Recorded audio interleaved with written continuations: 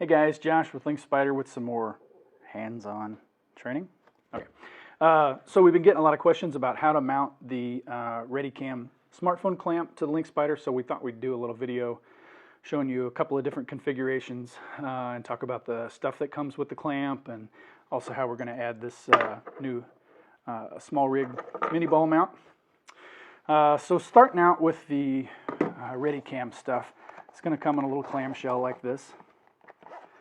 And for most folks, you're going to use it just like that. If you are mounting a smaller camera than is typical, I use a Pixel 3. It's about the same size as one of the bigger iPhones. I say Pixel 3, it's actually Pixel 3 XL. So if you're using a smaller device than this, substantially smaller, then you'll want to use these pieces. If you're using a pocket radar, which is about that wide, you're going to want to use these pieces. And how you would do that is you take this guy out and these guys out, and you would swap them with these pieces. So they're shorter, they don't have this spacer in the middle, and again it's got a shorter bolt screw or lead bolt. But anyhow, so we're not going to use that because we're going to use the ones for the larger phones, which is what most folks are going to use. So you're going to put that back in. You are going to put this guy here on the side with the label.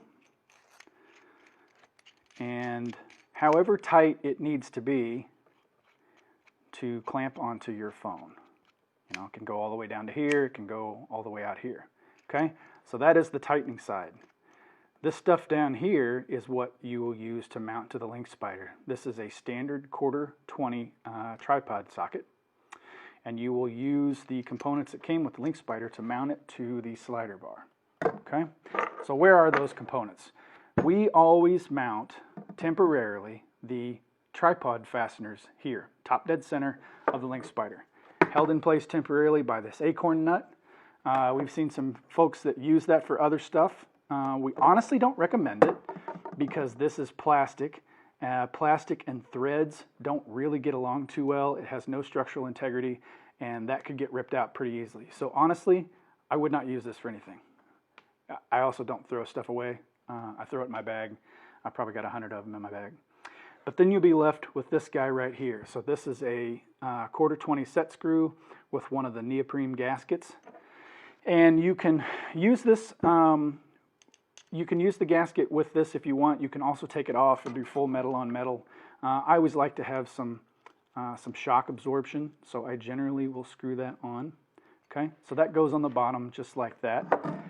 And then you will then mount the tripod mount or the tripod clamp onto the slider bar itself. You can do that a couple of ways. You can do it this way if you feel that you want to see your display. But in my opinion, you can't get the camera close enough to the fence. You can't get the lens close enough to the fence. So typically what I will do is I will mount it this way. Yes, it will sort of cover up part of your display, but usually you just need the record button over here and maybe tap on the screen somewhere to focus. But this is how I like to mount it. So you're going to mount it like this.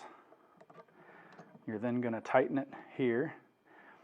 You can move this forward and back however you need to get the camera right up against the fence. And really what I like to do is I get the camera up against the LynkSpyder, and that way the LynkSpyder can sort of protect that camera instead of having something that could slap against the fence if there's an impact.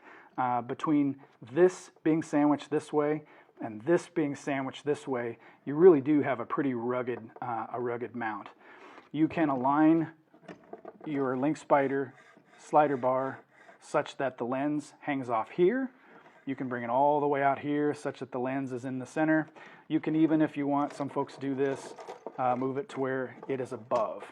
Again, I don't like this as much because then you can't use the LynkSpyder to actually protect your camera, but that is a possibility, especially for you folks that are using multiple devices. Okay? So that is one way, and that's actually one of the more rigid ways to mount a camera to our product. However, that only gets you shooting straight out. If you find that you need to mount high and angle down or mount low and angle up, then you're going to have to use something a little different.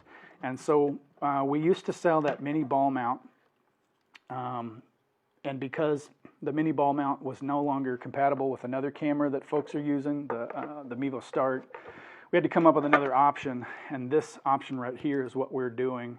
It's a mini ball mount that has 2 pivot points, and what that allows us to do is to move the mount point of the Mevo Start out away from the fence just a little bit. And because we don't like to carry inventory for multiple things, because that just raises the price for everybody, we decided to start using this for the clamps as well.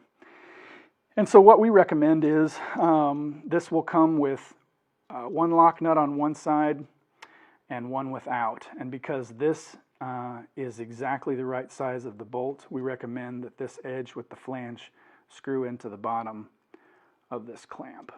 Okay? And when you're tightening these threads on these mini balls, whether you're using the double or the old single that we were using, you want to make sure that this is tight. That way when you go to tighten this down, you know your threads are nice and solid in there. And you have some leverage.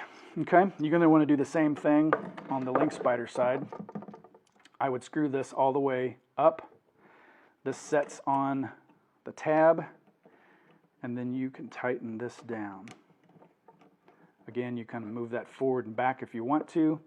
Now that you've got it in place, you can then unloosen this guy, and you've got free range of motion. Okay, so you can move that back if you needed to. If you wanted to do this from the side to get it maybe adjusted this direction, you can do that. But typically what it's used for is to allow you to angle your camera down. Okay? That way you can be up high and your lens will point down towards the field. This is beneficial for a couple of reasons. One, if that's the only place where you can mount, then obviously you need to be able to tilt. But the other time that I find that to be very beneficial is when you're shooting at night, or if you're shooting into a field that there's a lot of bright sunlight out in the outfield. But typically at night when the field lights are really bright, if your camera is shooting straight out, the burst from the big lights will cause your camera to miss meter. You'll end up getting starburst, and then usually you'll have really dark video because it mismetered.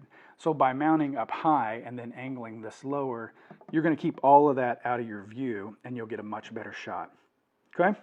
So that's pretty much the mounting solution. Again, one of the biggest questions that we get is where are those fasteners to mount this? Where's the tripod fasteners?